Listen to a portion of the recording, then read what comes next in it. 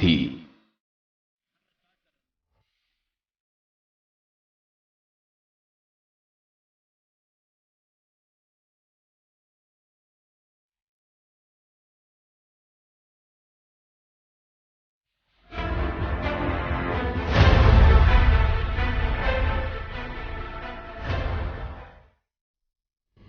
नमस्कार, जनहित में आपका स्वागत है। मैं हूं आपके साथ सोनी चौहान।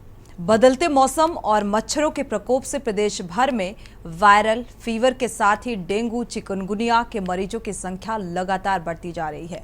लगभग हर घर में कोई ना कोई बीमार है। डॉक्टर की जांच कराने की सलाह डॉक्टर लगातार मरीजों को दे रहे हैं। स्थिति ये है कि डेंगू की रिपोर्ट के लिए लोगों को 2 से 3 दिन का इंतजार करना पड़ रहा है, जिससे लोगों का समय से इलाज भी नहीं शुरू हो पा रहा है और इससे हालात और बिगड़ते जा रहे हैं। अगर हम बात करें वाराणसी जिले की, तो सरकारी अस्पतालों में डेंगू वार्ड से लेकर अन्य वार्डों तक मरीजों से भरे पड़े हैं। मंडलीय अस्पताल कबीर चौरा जिला अस्पताल में जहां अगस्त महीने में 1000 से 1200 मरीज पहुंचते थे, वहीं सितंबर के पहले सप्ताह से वर्तमान समय तक ये संख्या करीब बढ़कर 1500 से 1700 पहुंच चुकी है। शास्त्रीय अस्पताल रामनगर में भी हर दिन 1000 से 1200 मरीज आ रहे हैं और इसमें आधे से अधिक वायरल फीवर और डेंगू से ग्रसित हैं। जिले में केवल दीनदयाल अस्पताल और बीएचयू में ही डेंगू के सैंपल की जांच की सुविधाएं हैं और इसमें दीनदयाल अस्पताल में हर दिन 500 से अधिक सैंपल आ रहे हैं। आईएमएस बीएचयू के माइक्रोबायोलॉजी लैब में भी हर दिन 200 से ज़्यादा सैंपल लिए जा रहे हैं। क्या ऐसी व्यवस्था से स्वास्थ्य विभाग वायरल फीवर और डेंगू पर अंकुश लगा पाने में कामयाब हो पाएगा? आपको रिपोर्ट भी दिखाएंगे, लेकिन सवाल स्वास्थ्य व्यवस्थाओं को लेकर। जाहिर सी बात है, अगर देखा जाए लगातार डेंगू चिकनगुनिया और वायरल फीवर के जो मरीज हैं वो बढ़ते जा रहे हैं। इसको लेकर लगातार अस्पतालों में ये संख्या बढ़ती जा रही है और अस्पतालों में मरीजों की भरमार है। और यहाँ पर क्योंकि जांच रिपोर्ट आने में इतना वक्त लग जाता है कि समय रहते ना तो इलाज शुरू हो पाता है और इसी के चलते कई बार ये जो वायरल फीवर है ये जानलेवा साबित हो जाता है।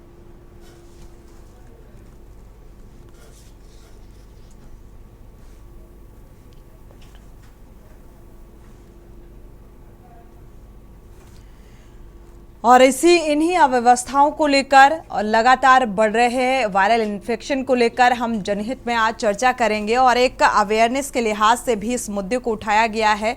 स्वास्थ्य प्रबंधन की व्यवस्थाओं को लेकर तो सवाल लगातार उठाए जाते हैं, लेकिन यहाँ पर किस तरीके से आप अपने आप को बचा सकते हैं ऐसी बीमारियों से बचने के लिए, तो डॉक्टर से हम डिस्कशन भी करेंगे, चर्चा भी करेंगे और दर्शकों की राय भी ऐसे मामले को लेकर बेहद अहम हो जाती है। हमारे साथ डॉक्टर का पैनल भी मौजूद होगा।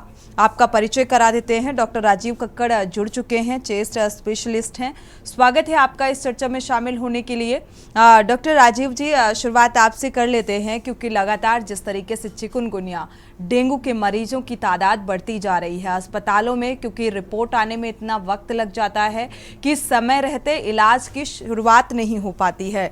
टाइम पर अगर शुरू हो इलाज तो मुझे लगता है फिर भी इन आंकड़ों में कमी देखने को मिले, लेकिन ऐसा संभव नहीं हो पाता है। क्या कहेंगे? बिल्कुल बात ठीक है आपकी कि अक्सर ऐसा देखा गया है कि डेंगू के मरीज या जो आजकल वायरल फीवर हो रहा है उसकी दवा की शुरुआत पेशेंट थोड़ा सा लेट हो जाता है, क्योंकि अभी तक बहुत सारे वायरल फीवर, बहुत सारी डिजीज के सिम्टम्स जो है ऑलमोस्ट सेम है। फीवर आना, खांसी होना, जुकाम हो जाना, और ये नहीं मालूम पड़ता किस समय हमें डॉक्टर के पास जाना है, कब हमें हॉस्पिटलाइज होना है। अमूमन हम लोग ये देखते हैं कि हम लोग दवा की दुकान में जाकर के जो सिम्टम्स होते हैं उनकी दवा ले जाते हैं, और अक्सर हमने देखा है कि हम लोग काफी लेट हो चुके होते हैं। तो जरूरी है कि 1 या 2 दिन देख लीजिए, जो आप मेडिसिन यूज कर रहे हैं, जो साधारण मेडिसिन है जैसे कैल्पॉल है या कोई पेन किलर है, उसको या कोई एंटीबायोटिक से नहीं ठीक हो रहा है, या घर के जो ट्रीटमेंट होता है वो करा, उसके बावजूद नहीं ठीक होता, तो बेहतर ये है कि डॉक्टर के पास जाएं, एक ब्लड टेस्ट करवा लें। जैसा डेंगू में होता है कि अक्सर हमारा जो प्लेटलेट है वो गिरने लगता है, टोटल काउंट गिरने लग जाता है, और ये बहुत जरूरी है कि हमें इस समय डिफरेंशिएट करने की जरूरत है कि डेंगू है, चिकनगुनिया है, कि इन्फ्लुएंजा है, कि और कोई वायरल इन्फेक्शन है या मलेरिया भी है। तो जी। आजकल जो हम लोगों का देखा गया है, जो रुके हुए पानी के बाद में जो मच्छर है, मच्छर से होने वाले जो वायरल इन्फेक्शन है, मच्छर जो एक आदमी को काट करके, एक पर्सन को काट के दूसरे पर्सन को इन्फेक्ट करते हैं, वो वेक्टर कहलाते हैं। उसके द्वारा जो इन्फेक्शन होता है वो हमारे लिए एक घातक हो सकता है। तो बेहतर है कि हम लोग इसको आइडेंटिफाई करें कि ये सीजन जो बिल्कुल। अभी होता है दिवाली के आसपास, दशहरे के आसपास, एलर्जी भी होती है, अस्थमा के भी हम्म। अटैक होते हैं, सीओपीडी के अटैक होते हैं, और साथ बिल्कुल। में वायरल एक इन्फेक्शन और तो फूड मौसम में बदलाव इन्फेक्शन। होने की वजह से भी कई बार हमारा जो बॉडी टेम्परेचर है उन चीज़ों को मेंटेन नहीं कर पाता है। इम्यूनिटी को और कितना स्ट्रांग करने की ज़रूरत होगी, आगे इस पर भी हम बात करेंगे। हमारे साथ डॉक्टर अशांक एरन जी भी जुड़ चुके हैं, आईएपी के प्रेसिडेंट है। स्वागत है आपका इस चर्चा में शामिल होने के लिए। डॉक्टर अशांक एरन जी, आपका रुख करेंगे। देखा जाए जिस तरीके से अभी कई जगहों से ऐसी भी तस्वीरें सामने आई, चाहे हम लखनऊ का जिक्र करें, रायबरेली का जिक्र करें, पूरे प्रदेश स्तर पर देखा जाए चिकुनगुनिया, मलेरिया, डेंगू के मरीजों में इजाफा देखने को मिल रहा है। जो आंकड़े के आधार पर अगर बात की जाए, लगातार मरीजों की संख्या बढ़ती जा रही है और कई जगहों से ऐसी भी तस्वीरें सामने आई जहां पर यह स्पष्ट ही नहीं हो पा रहा है स्वास्थ्य प्रबंधन की तरफ से कि ये आखिर डेंगू है या फिर ये कोई और वायरल इन्फेक्शन है, और इसकी वजह से लोगों की मौतें हो रही हैं। जी, आपकी बात बिल्कुल सही है मैम। ये एक्चुअली जो ये वायरल फीवर्स होते हैं, जी। तो मलेरिया तो खैर, मलेरिया तो इस सीजन में इतना अभी नहीं जोर शोर से चल रहा है, लेकिन मलेरिया के अलावा जो बाकी आपने बताए हैं, चिकनगुनिया और डेंगी जी। और वायरल फीवर, ये अभी बहुत तेजी से फैल रहे हैं।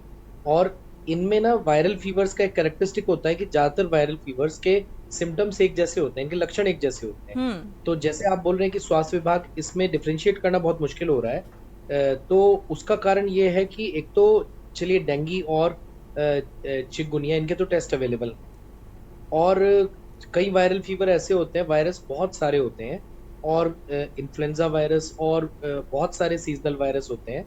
तो इन सब वायरसेस के टेस्ट हर किसी वायरस के अवेलेबल भी नहीं होते, और जिनके अवेलेबल होते हैं वो कुछ सिलेक्टेड लैब्स में अवेलेबल होते हैं और कॉमनली उनको नहीं यूज किया जाता। जी। तो जब कभी ऐसा हो जाए कि कुछ वायरल फीवर्स बहुत तेजी से फैलने लगे, और वो अपने जैसे कि आपने देखा था, कोरोना भी एक तरह का वायरल फीवर ही था, बिल्कुल। तो वो बहुत तेजी से फैलने लगे या अपने थोड़ा सा सिक होने लगे उसकी वजह से, तो उस समय थोड़ी ये प्रॉब्लम्स आती हैं। प्लस इसमें थोड़ा सा फैक्टर ये है कि डेंगी और चिकनगुनिया या कोई भी डिजीज हो, उसका कोई भी जो टेस्ट है वो 100% आप नहीं कह सकते स्पेसिफिक या सेंसिटिव है, उसकी कमियां होती हैं। अगर वो टेस्ट नेगेटिव भी आ रहा है तो आप 100% श्योरिटी के साथ ये नहीं बोल सकते कि ये डेंगी नहीं होगा, अब तो टेस्ट नेगेटिव आ गया है। दूसरी बात, उसमें ये भी होता है कि पहले 9 दिन में अगर नेगेटिव आ गया, उसके बाद आईजीएम फिर पॉजिटिव आ जाता है। तो कुछ ऐसी चीजें होती हैं कि मतलब ये बहुत, मतलब इतना स्ट्रेट अवे मैथ्स की तरह नहीं है यस या नो, तो इसलिए इनको डायग्नोज करने में बड़ी मुश्किलें आती हैं। तो कुल मिला के सिम्टम्स एक जैसे हैं, लक्षण एक जैसे हैं, उसके बाद अब बीमार भी वैसे ही पड़ रहे हैं। कई केसेस में नेगेटिव आ रहा है डेंगी और चिकनगुनिया, तो फिर वो क्या हो सकता है, क्या कोई और वायरल है या डेंगी ही है जो कि टेस्ट में नेगेटिव आ रहा है, इसलिए इसका थोड़ा सा पता लगाना मुश्किल हो रहा है। लेकिन अच्छी बात यह है कि इस सबका ट्रीटमेंट तो एक ही है, इलाज तो लगभग एक जैसा ही है, और उसमें हमें क्या सावधानियां बरतनी है, क्या खतरे हैं उसके, वो तो बिल्कुल। आगे सावधानी को लेकर भी हम चर्चा करेंगे। दर्शकों की राय भी ऐसे मामले को लेकर बेहद अहम हो जाती है। देखा जाए जिस तरीके से ये आंकड़े बढ़ते जा रहे हैं, और इसको लेकर स्वास्थ्य प्रबंधन को भी थोड़ा सा सतर्क होने की ज़रूरत है। देखा जाए तो जो स्वास्थ्य प्रबंधन है उसकी तरफ से भी कई बार लापरवाही भरी तस्वीरें सामने आ जाती हैं और फिर सवाल खड़े होते हैं, और ऐसे में जिम्मेदार अपनी जवाबदेही से बचते हुए नजर आते हैं। डॉक्टर राजीव कक्कड़ जी का रुख कर लेते हैं। डॉक्टर राजीव कक्कड़ जी, अगर देखा जाए अभी रायबरेली और राजधानी से एक दो तस्वीरें ऐसी भी सामने आई जहां पर कोरोना की भी पुष्टि हुई है। जांच में ये स्पष्ट हुआ कि कोरोना है, तो एक बार फिर से लोगों के जहन में ये डर सताने लगा कि कोरोना ने फिर से दस्तक दे दी। तो क्या वाकई ये सिम्टम्स जो सामने आ रहे हैं, इस लिहाज से ये कहा जा सकता है कि कोरोना ने एक बार फिर से दस्तक दे दी? देखिए, कोरोना ने फिर से दस्तक दी है या नहीं दी है, एक अलग इशू है। कोरोना एक वायरल इन्फेक्शन है, इन्फ्लुएंजा इन्फेक्शन है, ये आता जाता है, कभी गया ही नहीं है। कुछ जी। ना कुछ उसके सिम्टम्स आते बाद होते हैं। अमूमन फर्क इतना है कि हमारे पास वैक्सीनेट हो चुके हैं, हमारी इम्यूनिटी अच्छी है। जो थोड़े से कफ एंड कोल्ड के जो सिम्टम्स है उसमें ही कोरोना कभी आता है और चला जाता है, और अगर हमने टेस्ट नहीं कराया तो हमें मालूम नहीं पड़ता है, हमारी इम्यूनिटी अच्छी हो गई है। लेकिन कभी कभी 1 या 2% केसेस ऐसे होते हैं जिसमें कि वो रिस्पिरेटरी तंत्र आपका इन्वॉल्व हो जाता है, लंग इन्वॉल्व हो जाते हैं, निमोनिया हो जाता है और हमें आईसीयू या वेंटिलेटर की जरूरत पड़ती है। क्योंकि इस समय ये सीजन एक ऐसा सीजन है जिस समय वायरल मल्टीप्लिकेशन होता है, चाहे वो कोविड का हो, चाहे वो इन्फ्लुएंजा हो या और भी वायरल इन्फेक्शन होता है।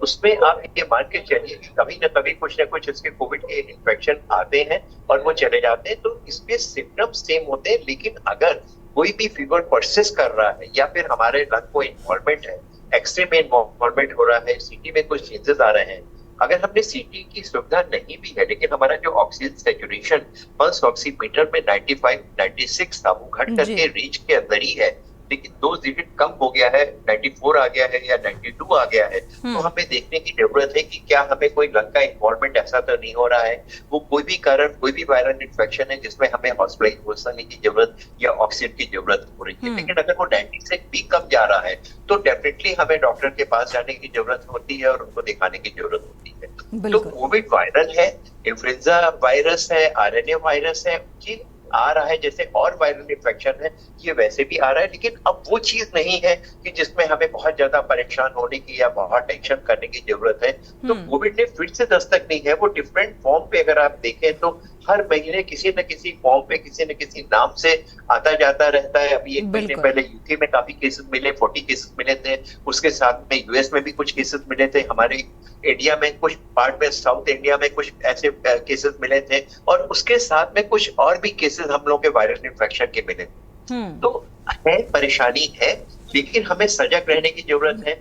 अगर ये डिजीज बढ़ रही है, जैसे कि हम लोग अभी बात कर रहे हैं डेंगू की या कोई और इन्फेक्शन की बात कर रहे हैं जो कि हमारे मॉस्किटो से हो रहा है, तो मॉस्किटो से बचने की जरूरत है। अगर कोई इन्फेक्शन हमारे वायरस से हो रहा है, लंग्स से हो रहा है, तो हमें खांसी के द्वारा जैसे कोविड के नॉर्म्स हमें फॉलो करने की जरूरत है। अगर एक ही एरिया में 5, 10, 12 केसेस एक साथ मिल रहे हैं, बल्क में क्लस्टर ऑफ पेशेंट से वो स्प्रेड नहीं कर रहे हैं, लेकिन इसका मतलब ये है कि हमें भीड़ भाड़ वाली जगह पे नहीं जाना है, हमें मास्क का उपयोग करना है, हमें 1-1, 2-2 घंटे में कहीं प्लेस चेंज करने पे हाथ को धो के चलना है, घर के अंदर आने से पहले जूतों को उतार कर आना है। तो वो सारी चीजें जो हम भूल से गए हैं उनको फॉलो कर लेंगे तो वो इन्फेक्शन की शील्ड जो एक की जगह दूसरी जगह फैल रही है, उसकी कॉन्टिन्यूएशन को हमें ब्रेक कर सकते हैं। बिल्कुल, अगर ये एहतियात बढ़ती जाती है तो मुझे लगता है काफ़ी हद तक इन आंकड़ों में ज़रूर कमी देखने को मिलेगी। और एक अहम और इम्पोर्टेंट बात, जिस बात का जिक्र किया डॉक्टर राजीव कक्कड़ जी ने, कि एक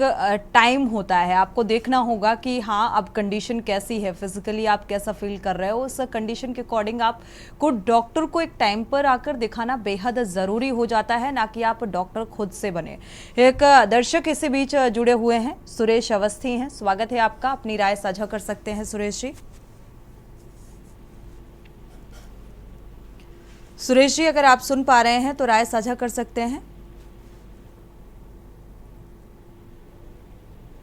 चलिए, मुझे लग रहा है संपर्क टूट गया है, अगर वापस से दर्शक जुड़ेंगे तो ज़रूर राय साझा करेंगे। डॉक्टर अशांक एरन जी का रुख कर लेते हैं। डॉक्टर अशांक एरन जी, जैसे जैसे समय में बदलाव कहें या मौसम का बदलाव, और इस बदलाव के साथ साथ इंसान की दिनचर्या में बदलाव, और इसका जो असर है वो आमतौर पर इंसानी जीवन में देखने को मिल रहा है, और अब जो बीमारियां हैं वो भी बेहद ज़िद्दी होती जा रही हैं। एक वक्त था कि अगर आपको कोल्ड हुआ, फीवर आया, तो नॉर्मली आपने प्रिकॉशंस लिए और आप ठीक हो गए, लेकिन अब आपको हॉस्पिटलाइज होना पड़ जाता है, आपको एडमिट होना पड़ जाता है, और इसके बाद भी इस बात की कोई गारंटी नहीं रह जाती कि आप ठीक हो जाएंगे। जी, अब आपकी बात सही है, लेकिन ये तो अगर आप देखें तो ये तो थोड़ा सा हम इसको इस तरह से ले सकते हैं कि कोई भी चीज़ है, अगर जैसे इसमें अगर किसी एक थ्योरी ऑफ इवोल्यूशन होता है कि अगर आपके ऊपर, जैसे हम बीमारियों के लिए कुछ दवाएं यूज करते हैं, तो वो जो जीव जंतु बने हैं वो भी तो नेचर पार्ट है, तो नेचर ने उनको बनाया है तो वो भी अपना प्रोटेक्शन देखेंगे। हम लोग ह्यूमंस थोड़े से डेवलप्ड हैं तो हम उनको और अच्छे दिमाग से सोच के कुछ चीजें कर सकते हैं, लेकिन नेचर ने उनको भी कुछ तंत्र दिए हैं अपने बचाव के लिए।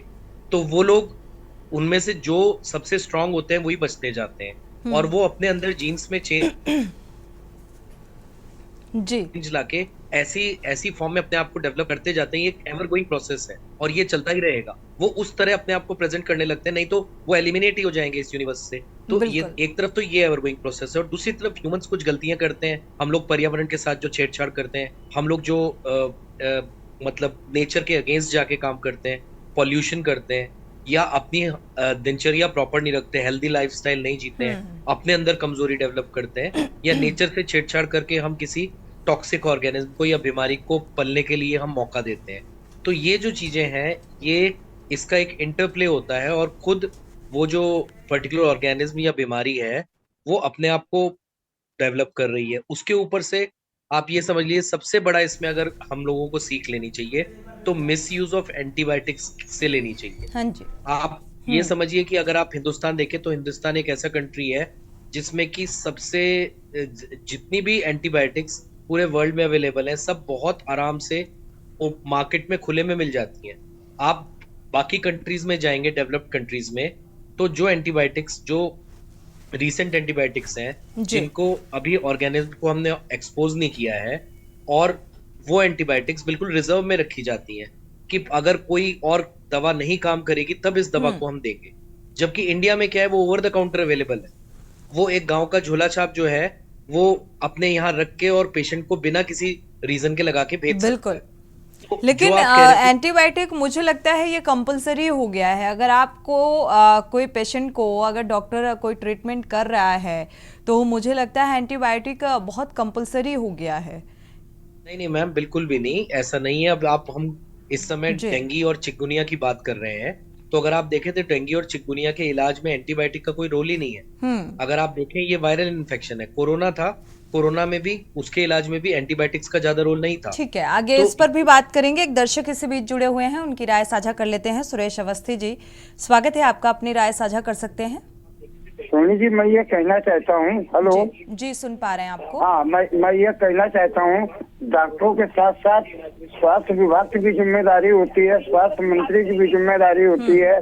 कहीं किसी प्रकार की गंदगी ना हो, नाली बजा रही है, कूड़े के ढेर है, लोग निकल रहे हैं, बच्चे निकल रहे हैं, राहगीर निकल रहे हैं, उसमें बीमारियां शरीर के अंदर जा रही है।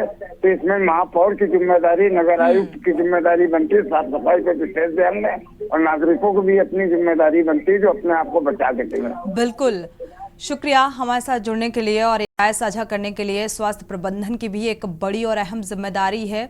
और दूसरा जो हमारे दर्शक ने कहा कि महापौर नगर निगम का एक लचीला जो रवैया है वो सामने आता है, और यही वजह है कि जब हमारे आसपास साफ सफाई नहीं रहेगी तो हम कैसे एक शुद्ध वातावरण की परिकल्पना कर सकते हैं, क्योंकि एक बेहतर एटमॉस्फेयर में रहेंगे तभी हम फिजिकली फिट रहेंगे। और अगर अपने आप को फिट रखना है, अपने घर के अंदर साफ सफाई आप रखेंगे, लेकिन जैसे ही आप घर से बाहर निकलेंगे तो चारों तरफ गंदगी का अंबार लगा होता है, तो सवाल उठता है सरकार की स्वच्छता योजना को लेकर।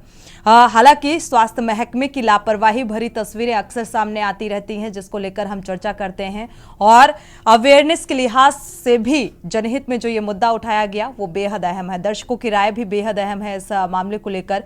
डॉक्टर राजीव कक्कड़ जी का रुख कर लेते हैं। राजीव जी, अगर देखा जाए इम्यूनिटी को स्ट्रॉन्ग करने के लिए क्या कुछ और कैसे स्ट्रॉन्ग किया जा सकता है ताकि इस तरीके की बीमारियों से अपने आप को बचाया जा सके? और साथ ही जैसा कि एंटीबायोटिक का जिक्र कर रहे थे डॉक्टर शांक कैरन जी, कह रहे थे कि कंपलसरी नहीं होता, तो क्या वाकई ऐसा है? डेंगू चिकनगुनिया के ट्रीटमेंट में एंटीबायोटिक कंपलसरी नहीं है? नहीं, बिल्कुल सही डॉक्टर साहब ने कहा है कि एंटीबायोटिक का तभी उपयोग करना चाहिए जबकि हमें उसकी आवश्यकता हो। हर खांसी एलर्जी की वजह से भी खांसी हो सकती है और कारण से भी खांसी हो सकती है। एलर्जी इन्फ्लेमेटरी फिनोमेना है, तो खांसी तो भी, जुकाम तो हुआ, वायरल इन्फेक्शन तो है, लेकिन उसमें बैक्टीरियल इन्फेक्शन ही, एंटीबायोटिक केवल बैक्टीरिया को मारती है, वायरस को नहीं मारती है, इन्फ्लेमेशन को नहीं खत्म करती है। तो हर बीमारी में, चाहे वो कोई वायरल हो या बैक्टीरियल इन्फेक्शन हो या कोविड में हुआ, डॉक्टर साहब ने सही कहा है कि हमें एंटीबायोटिक की जरूरत नहीं पड़ती। और एंटीबायोटिक कभी केवल वो बैक्टीरिया नहीं मारती है जो कि खराब है, बॉडी में बहुत अच्छे बैक्टीरिया भी होते हैं जो बॉडी की इम्यूनिटी की जरूरत होती है, उन सारे बैक्टीरिया को भी किल कर देती है। अक्सर हमने देखा कि बैक्टीरिया को एंटीबायोटिक लेने के बाद में बहुत लूज मोशंस हो गए, तो सॉरी, बिल्कुल, तो काफी कुछ ऐसा भी होता है कि उसकी वजह से हमारे जो अच्छे बैक्टीरिया है वो ओवरकिल हो जाती है, तो हमें प्रीबायोटिक या और बाहर से अच्छे बैक्टीरिया को सप्लीमेंट करना पड़ता है। तो एक पार्ट ये हो गया कि over use of antibiotic proper dose में नहीं, प्रॉपर टाइम पे नहीं, कब करना है, कब उसको बंद करना है, एंड सिलेक्शन ऑफ एंटीबायोटिक, और एंटीबायोटिक देनी है नहीं देनी है ये एक अलग चीज होगी। उसके बाद दूसरी चीज जो होती है हमारी इम्यूनिटी बिल्ड करना, आजकल की जो मॉडर्न लाइफ स्टाइल है उसके सब कुछ रिस्पॉन्सिबल हम स्वयं है। पहली चीज हमारा खाना, डाइट में हमें क्या खाना है, हमें एक्सरसाइज क्या करना है, कब हमें सोना है, कितना हमें खुश रहना है, कितना हमें परेशान रहना है, कितने एंजाइटी लेवल है। ये कुछ ऐसी चीजें हैं जिसको हम कुछ बॉडी में ट्रिगर्स नंबर्स होते हैं, अगर हम इनको एक एक नंबर को लेकर के चले तो शायद हम उसको इम्यूनिटी को हम लोग कंट्रोल कर सकते हैं। पहली चीज ये है कि हमारी नींद एक बहुत अहम चीज होती है। हर वयस्क को 7 या 8 घंटे सोने की जरूरत है। बच्चे में इसकी मात्रा 10 घंटे या 12 घंटे होती है। जो बच्चे पैदा होते हैं, न्यूली बॉर्न होता है, उसमें 16-16 घंटे की नींद की जरूरत होती है। वयस्क को हमारे 6 से 8 घंटे की नींद की जरूरत होती है। और अगर नींद 1 या 2 घंटे भी कम सोते हैं तो हमारी इसका सीधा प्रभाव हमारे इम्यूनिटी या किलर सेल्स होते हैं जो हमारे बैक्टीरिया को मारते हैं, उनकी मात्रा कम हो जाती है। और नींद एक साथ रात के समय होनी चाहिए, टुकड़ों में नहीं होनी चाहिए, एंड क्वालिटी एंड क्वांटिटी दोनों ही बहुत जरूरी है। दूसरी चीज डाइट है। डाइट में हम लोग इन्फ्लेमेटरी डाइट होती है, एक स्वास्थ्यवर्धक डाइट होती है। इन्फ्लेमेटरी डाइट का मतलब जो जंक फूड होते हैं, चाहे वो वेस्टर्न जंक फूड हो जैसे पिज्जा है, बर्गर है, इनको हम जानते हैं। उसके अलावा इंडियन जंक फूड भी होते हैं, समोसा है, कचौड़ी है, जलेबी है, ये सारे भी जंक फूड के कैटेगरी में आते हैं। सुनने में खराब लगता है लेकिन वास्तविकता ये है कि वो भी हमारे लिए हार्मफुल है। ये चीजें हमारी बॉडी को न्यूट्रिशन या इम्यूनिटी प्रोवाइड ना करके बॉडी में इन्फ्लेमेटरी मीडिएटेड यानी सूजन पैदा करने वाले तो जमा करते हैं, उससे डिफरेंट ऑर्गन को डैमेज होता है, इंसुलिन सेक्रेट करते हैं, बॉडी की प्रोटीन को कम करते हैं, फैट डिपॉजिट करते हैं और मेटाबॉलिक सिंड्रोम में चले जाते हैं। और ओबेसिटी का मुख्य कारण एक ये है। तीसरी चीज जो है वो हमारी एक्सरसाइज है। हर दिन हमें कम से कम 1 घंटे प्रॉपर एक्सरसाइज की जरूरत होती है, चाहे वो वॉक कर लें, चाहे वो योगा कर लें, चाहे तो जिम में जाके एक्सरसाइज कर लें। और ये चीज बहुत अहम है। अगर हम बॉडी को एक्सरसाइज नहीं करेंगे तो बॉडी की इम्यूनिटी, बॉडी के कैल्शियम को डिपॉजिट, बोन हल्की हो जाती है, हमारी मसल उसमें एक्टिव नहीं होती, ब्लड वेसल में कोलेस्ट्रॉल डिपॉजिट होता है। तो बहुत सारी बीमारियों की जड़ हम केवल एक्सरसाइज, फिजिकल एक्टिविटी से कर सकते हैं। आजकल के मौसम में मतलब लगातार हम लोग 6-6, 8-8 घंटे लगातार टेबल में बैठे रहते हैं। हर 30 या 40 मिनट के बाद अगर थोड़ा सा हम वॉक भी कर लें तो हमारी बॉडी एक्टिवेट हो जाती है, मेटाबॉलिक रेट बढ़ जाती है। बच्चे आजकल आउटडोर एक्टिविटी नहीं करते हैं खेल के लिए, वो केवल वीडियो गेम्स खेलते हैं या टीवी में रहते हैं। स्क्रीन टाइम को कम करें, सोने से पहले टीवी या मोबाइल का उपयोग ना करें। ये सारी चीजें बहुत अहम है। और तीसरी जो सबसे अहम चीज है वो आप बिल्कुल राजीव जी, और सबसे इम्पोर्टेंट बात ये भी है कि ये सभी को पता है, मुझे लगता है जानने के बावजूद भी ये चीज़ें सभी करते हैं। फास्ट फूड सबसे ज़्यादा खाया जाता है, सभी को पता है ये हार्मफुल है, ये अच्छा नहीं है हमारी सेहत के लिए। बावजूद इसके एक्सरसाइज बहुत अच्छी है, उसके लिए लोग अवेयर भी हैं, लेकिन अभी भी बहुत सारे लोग इतने लेजी हैं, या ये कहा जाए वो अपने आप को प्रॉपर वक्त नहीं दे पाते हैं, या बिजी शेड्यूल होने की वजह से भी कई बार ऐसा होता है कि वो प्रॉपर अपने आप को वक्त नहीं दे पाते हैं। एक चीज जो और बहुत अहम है वो है आपकी एंजाइटी और हैप्पीनेस। हैप्पी रहना आपके ऊपर डिपेंड करता है। अपने खुशी की चाबी अक्सर हम बहुत लोगों को दे देते हैं, अपने पार्टनर को, अपने फ्रेंड्स को, अपने घर वालों को, कि वो जब ये करेंगे या ये चीज हो जाएगी तब हम खुश रहेंगे। वास्तविकता इससे बिल्कुल भिन्न है। खुशी आपके ही अंदर है, वो आपको ही डिसाइड करना होता है। ये आपको खुद हर दिन शुरुआत होनी है, पॉजिटिविटी लेकर आना है, कोई नेगेटिव थॉट्स अपने अंदर नहीं रखने हैं। नींद को डिस्टर्ब होना, आपकी एंजाइटी लेवल जब बढ़ती है तो बॉडी में वियर एंड टियर होता है, आपकी इम्यूनिटी खराब होती है। तो जरूरी है कि स्वयं अपने आप को खुश रखें, वो करें जिसमें आपको सेटिस्फैक्शन होता है। लोगों से आपकी खुशी के ऊपर डिपेंडेंट नहीं होना चाहिए।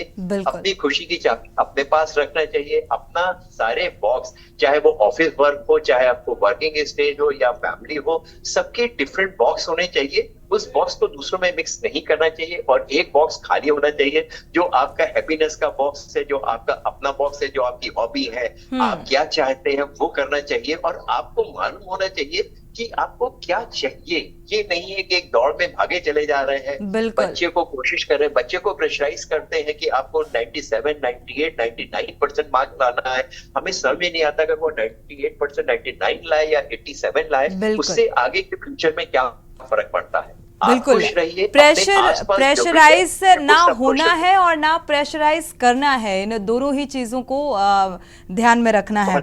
आपके पास वापस लौटेंगे, डॉक्टर अशांक एरन जी का रुख करेंगे एक छोटे से ब्रेक के बाद। का सारथी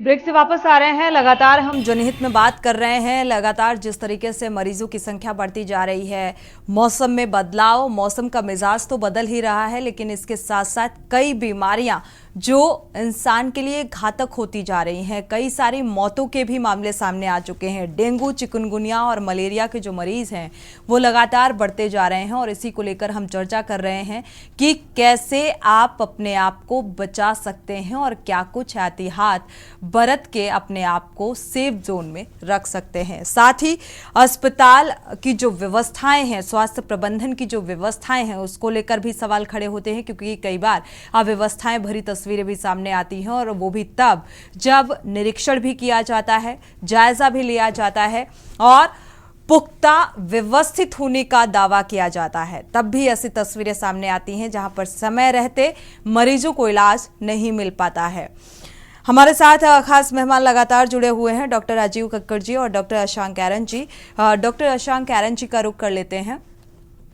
देखा जाए आजकल क्योंकि मौसम में बदलाव देखने को मिल रहा है, सुबह शाम ठंडक होती है और जो बीच का मौसम होता है वो काफ़ी गर्म होता है, तो इसमें बहुत ज़्यादा देखने को मिल रहा है कि लोगों को दिक्कतें सामने आ रही हैं। किसी को कोल्ड है, किसी को फीवर है, किसी को डेंगू, चिकनगुनिया और मलेरिया के अलावा भी जो नॉर्मल बीमारियां हैं मौसम में बदलाव होने की वजह से, इससे कैसे बचा जा सकता है और किस कंडीशन में डॉक्टर को दिखाना जरूरी हो जाता है? इन बीमारियों से बचाव के लिए एक जागरूकता सिर्फ स्वास्थ्य विभाग में ही नहीं, एक जनरल पब्लिक में जागरूकता जरूरी है। अगर आप देखें कि पिछले अब 10 साल होने वाले हैं कि स्वस्थ भारत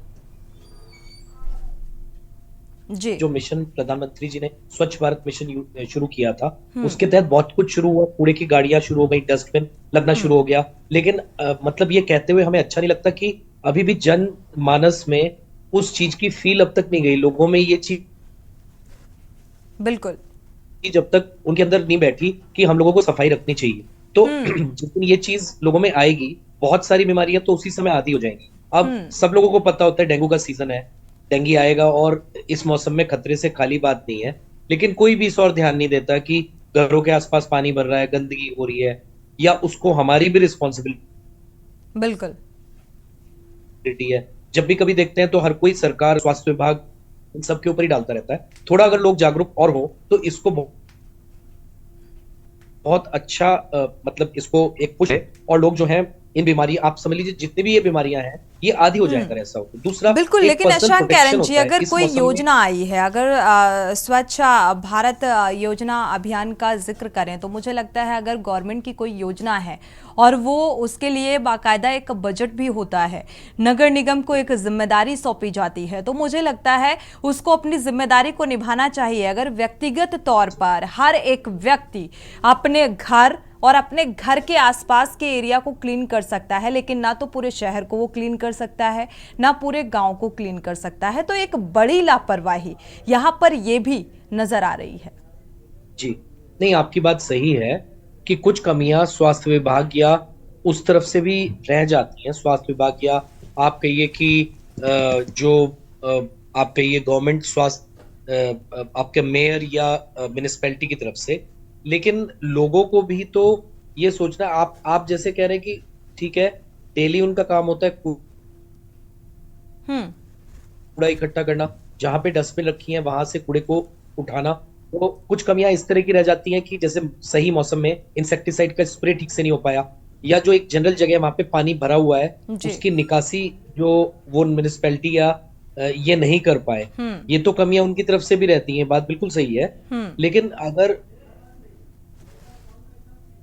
लोग खुद भी जागरूक हो, भाई इस मौसम में क्या हमको भी तो पूरी कपड़े पहनने चाहिए, क्या हमें अपना पर्सनल प्रोटेक्शन मॉस्किटो से नहीं करना चाहिए, क्या हमें अपने घर और उसके आसपास के एरिया में अगर मॉस्किटो ब्रीड कर रहे हैं तो छोटी मोटी जो पानी का जमाव है या हमारे घर में जमाव है उसको खुद ही क्लियर नहीं करना चाहिए। कहीं पे कूड़ा इकट्ठा हो रहा है तो क्या हमें प्रयास नहीं करना चाहिए उसकी शिकायत करने का, या म्युनिसिपैलिटी से बोलने का कि आप इसको यहाँ से क्लियर करवाएं। तो कुछ हमारे अंदर भी कमियां हैं, जनमानस में भी कमी है, कुछ सिस्टम में भी कमी है। ये तो तभी पूरा हो सकता है जब दोनों एक दूसरे का साथ दें, क्योंकि हर जगह पार्षद होते हैं, हर जगह लोकल इलेक्ट रिप्रेजेंटेटिव होते हैं। जो अगर आप देखें इंडिया का जो सिस्टम है, पॉलिटिकल सिस्टम, वो डेमोक्रेसी और वो इस तरह का बना हुआ है कि जो पार्षद है उसका काम नहीं चलेगा बिना जो उस एरिया के लोग हैं उनके साथ दिए। तो ये तो एक परस्पर, मतलब इसमें हम ऐसा नहीं करना चाहिए कि किसी के ऊपर बस रिस्पॉन्सिबिलिटी डालते रहे, खुद कूड़ा फैलाते रहे। ये परस्पर जो तालमेल है शंकरन जी, ये सिर्फ वोट जब चाहिए होता है तभी इन जिम्मेदारों को ये तालमेल नजर आता है और बिठाते हैं। इसके बाद ये तालमेल फिलहाल नजर नहीं आता और ना बिठाने की कोशिश की जाती है। डॉक्टर राजीव कक्कड़ जी का रुख कर लेते हैं। अगर देखा जाए मौसम के बदलते मिजाज को देखते हुए किस एज वर्ग को कितना ख्याल रखने की जरूरत है? देखिए, दो चीजें हैं, एक एज और जो बुजुर्ग हैं उनको कौन सी एसोसिएटेड प्रॉब्लम हो रही है। जैसे मौसम बदलाव होता है तो जिस समय होली, दिवाली, दशहरा आता है उस समय एलर्जी के पेशेंट भी काफी बढ़ जाते हैं। वायरल इन्फेक्शन, किसी भी तरह का इन्फेक्शन या वायरल इन्फेक्शन होता है उसमें संवेदनशीलता बढ़ जाती है, सांस की नली में सूजन ज्यादा आ जाती है, अस्थमा का अटैक ज्यादा होता है और उस समय सांस के पेशेंट बढ़ जाते हैं। सेकेंडरी इन्फेक्शन के ऊपर वायरल इन्फेक्शन और अस्थमा के साथ में बैक्टीरियल इन्फेक्शन भी हो जाता है और हमें फीवर या इस तरह की चीजें हो जाती हैं। तो बदलते हुए मौसम में यही केवल वायरल इन्फेक्शन, बैक्टीरियल इन्फेक्शन, बरसात के समय में लूज मोशन, गैस्ट्रोएंटेराइटिस और ये एलर्जी, ये सारी चीजें बढ़ जाती हैं। जहां तक किनको ज्यादा परेशानी होती है वो बच्चे और बुजुर्ग, जिनकी इम्यूनिटी अभी डेवलप नहीं हुई है। छोटे बच्चे हैं जिसमें इम्यूनिटी डेवलप हो रही है और बुजुर्ग जिनकी इम्यूनिटी ऊपर से नीचे की तरफ आ रही है, जो उम्र का एक तकाजा है वो धीरे धीरे कम हो रही है। उसके अलावा वो लोग जो डायबिटिक है, जिनकी ब्लड शुगर बढ़ी हुई है, जहां शक्कर होगी वहां पे इन्फेक्शन ज्यादा होता है, कीड़े ज्यादा आते हैं, चाहे वो वायरल या बैक्टीरियल इन्फेक्शन हो। उसके अलावा डायबिटीज एक अम्ब्रेला की तरह बीमारी है जिसमें बहुत सारी बीमारियां आती है। जो डायबिटिक है उसके साथ में उसको हार्ट की भी प्रॉब्लम है, कोलेस्ट्रॉल भी बढ़ा हुआ है, किडनी की भी प्रॉब्लम हो सकती है, आइस की भी प्रॉब्लम हो सकती है। तो डायबिटीज के से मिलती हुई बहुत सारी कॉम्प्लिकेशंस होते हैं जो डायबिटीज की वजह से होते हैं। तीसरी चीज, जो हार्ट के पेशेंट होते हैं जिनको ब्लड प्रेशर है या हार्ट की परेशानी है, जिनको हार्ट से संबंधित बीमारियां हो रही है, कि वो लोग भी इम्यूनिटी की कम होती है उनके लिए। जिनको ऑर्गन ट्रांसप्लांट हो गया है, चाहे वो लीवर ट्रांसप्लांट हो, चाहे किडनी के ट्रांसप्लांट हो, एक तो उनकी इम्यूनिटी कम है, बिल्कुल ट्रांसप्लांट हो चुका है, उसके अलावा उनको वो दवाइयां चलती है जो कि उसकी इम्यून सिस्टम को डिप्रेस रखती है, जिससे वो ऑर्गन उनकी बॉडी में एक्सेप्ट करा रहे, इससे सेकेंडरी इन्फेक्शन होने के चांसेस ज्यादा होते हैं। बिल्कुल। इसके अलावा कुछ और ल्यूकेमिया वगैरह होता है जो कि सारे तरह के कैंसर होते हैं, वो भी होते हैं। उसके अलावा और भी क्रॉनिक इन्फेक्शंस होते हैं। प्रेगनेंसी है, प्रेगनेंसी कोई इन्फेक्शन तो नहीं है लेकिन प्रेगनेंसी बॉडी का वो पार्ट है जिसमें लेडी की इम्यूनिटी कम होती है, और नहीं लेडी बल्कि जो होने वाला बच्चा है जो उसके यूट्रस में है उसके ऊपर भी उसका प्रभाव पड़ता है, इसलिए उसको भी किसी भी तरह के इन्फेक्शन या किसी भी तरह की ये वेरिएशन, इवन स्ट्रेस से भी बचा के रखने की जरूरत होती है। और उसको और क्या बीमारियां हो रही है उसको टाइम से डायग्नोस करके उसको ट्रीट करने की जरूरत होती है, क्योंकि प्रेगनेंसी पीरियड में कुछ दवाइयां नहीं दी जा सकती हैं जो बच्चे के लिए हानिकारक है। उसके अलावा जब बच्चा पैदा हो गया हो, लैक्टेटिंग है, जो दूध पिला रहा है हो रही है लेडी, उस समय भी उसको काफी कुछ संभाल कर रखने की जरूरत हो रही है कि वो दवाइयां ना दें जिनका प्रभाव उसके छोटे बच्चों के ऊपर भी पड़ रहा है। तो ये बहुत सारी बीमारियां कोमॉर्बिड कंडीशन है जिसमें लोगों की इम्यूनिटी कम होती है, प्री एग्जिस्टिंग है जिसमें एस्मा, सीओपीडी भी आता है, उसको ट्यूबरकुलोसिस हो रही है वो भी आता है। तो ये बीमारियां जिसमें होने के चांसेस होते हैं, इसमें और बीमारियां वो कवर कर सकता है, इसलिए इन लोगों को विशेष बिल्कुल ज्यादा ध्यान देने की जरूरत है। इसी बीच एक दर्शक जुड़े हुए हैं, गिरीश शुक्ला जी, राय साझा कर लेते हैं। स्वागत है आपका, अपनी राय साझा कर सकते हैं गिरीश जी। हमारा ये अनुभव हुआ है कि अगर रात में एसी और पंखा चला के आप सो जाएं, कूलर चला के बिना कपड़े के ओढ़े वगैरह, तो रात को 2:30 बजे कल मेरा गला जो है पकड़ने लगा था, मैं निकल के बिना पंखे की जगह आधा घंटा लेटा रहा। इसके बाद मेरा सब ठीक हो गया, फिर मैंने पंखा चलाया, मैं बिना पंखे में सोया, सब बंद कर दिया। मेरा ये है कि जो हीट बाहर हो रही है धूप में, बहुत तेज धूप में, सरकार को चाहिए कि 1 हफ्ते के लिए स्कूल कॉलेज सब बंद कर दे बच्चों के। लोगों को दोपहर में 12-12 बजे छुट्टी करते हैं, धूप से बचाएं लोगों को। चलिए इसका सॉल्यूशन पूछ लेते हैं कि इसके लिए क्या कुछ होना चाहिए। शुक्रिया आपका हमारे साथ जुड़ने के लिए। डॉक्टर राजीव कक्कड़ जी, आप इस बात का जवाब दे दीजिए। ये दर्शक हैं जो जुड़े हुए थे, इन्होंने कहा कि अगर आप एसी और पंखा में रहते हैं तो गले में पेन और गले में कोल्ड की शिकायत हो जाती है। देखिए बिल्कुल बात ठीक है, जब भी मौसम बदलता है, चाहे वो बहुत ज्यादा गर्मी का तापमान हो 42 और 47 डिग्री, या गिरा हुआ तापमान हो 0 डिग्री या 1 या 2 डिग्री, लेकिन उसकी वजह से हम अपना काम बंद नहीं कर सकते हैं। हम उसको केवल थोड़ा सा प्रिकॉशन ले लें। टेम्परेचर वेरिएशन अगर हो रहा है, मालूम है कि रात को जाकर के टेम्परेचर फॉल करता है, तो हम कोशिश करें कि एसी ना चलाएं, उपयोग ना करें, ओढ़ करके सोए, डायरेक्ट फैन के नीचे ना सोए। अगर जरूरत नहीं है तो फैन को भी बंद कर देगा टेम्परेचर। बिल्कुल टेम्परेचर वेरिएशन है, डे और नाइट टेम्परेचर वेरिएशन है, उस परिस्थिति में कोशिश ये करें कि बच्चों को उसमें बचा के तो रखा है, लेकिन इसका कोई ये समाधान नहीं कि हम उस परिस्थिति से भागे, हम स्कूल बंद कर दें। अगर कोई बहुत बड़ी महामारी है, कोई ऐसी चीज है जबकि बच्चों को बचा के रखने की जरूरत है, नहीं तो हम कितने उनको स्कूल की छुट्टी करेंगे, ऑफिस बंद कर देंगे, सड़क में निकलना बंद कर देंगे, तो हम अपना काम तो नहीं बंद कर सकते। फिर स्कूली बच्चों के ऊपर भी एक्स्ट्रा बर्डन पड़ने लग जाएगा। बिल्कुल, हमारे साथ डॉक्टर अशांक एरन जी भी जुड़े हुए हैं। फाइनल कमेंट आपका ले लेते हैं। सजग रहने के लिहाज से क्या कुछ सतर्कता बरतने की जरूरत है? जी मैम, सतर्कता बरतने के लिए वही बात है जो पहले हमारी अब तक बातें हुई हैं, डॉक्टर साहब ने उसको बहुत अच्छी तरह बताया है जी। अपने आप को हमें स्ट्रांग बनाना है, अपनी नींद को पूरी करके, पौष्टिक आहार लेके, अपने लाइफस्टाइल से स्ट्रेस को दूर भगा के और खुश रह के, फिर हमें एक डेली एक्सरसाइज का कुछ ना कुछ हमारी लाइफ में रोल है, 1 या 2 घंटे की रेगुलर एक्सरसाइज। उसके बाद हमें अपने आसपास सफाई रखना और पर्सनल प्रोटेक्शन लेना, खासकर जैसे मच्छरों से प्रोटेक्शन के लिए क्या है सबको पता है। ये चीजों के अलावा अगर हम बीमार पड़ते हैं इस मौसम में, तो उस बीमारी को समझना, अर्ली स्टेज पे उस चीज को डॉक्टर के पास दिखाना और डॉक्टर की सलाह के अनुसार चलना, यही इन सब बीमारियों का प्रोटेक्शन और इलाज है। सब कुछ होने के बावजूद भी कभी कभी बिगाड़ आ जाता है, लेकिन कम से कम जो हमारे हाथ में अगर हम वो करके चले तो 99% कुछ प्रॉब्लम होने खुद से एहतियात बरतने की जरूरत है। शुक्रिया आप दोनों मेहमानों का इस चर्चा में शामिल होने के लिए। अगर देखा जाए, शासन और प्रशासन अगर सतर्क नहीं है, सजग नहीं है, तो आप सजग हो जाइए, क्योंकि अपने आप को स्वस्थ रखने की जिम्मेदारी आपकी है। तो अच्छा खान पान और एक्सरसाइज के जरिए आप अपने आप को बेहतर, अपनी इम्यूनिटी को स्ट्रॉन्ग कर सकते हैं और ऐसी बीमारियों से बच सकते हैं। इसी के साथ जनहित में फिलहाल बस इतना ही। आगे खबरों के लिए आप देखते रहिए के न्यूज़ इंडिया।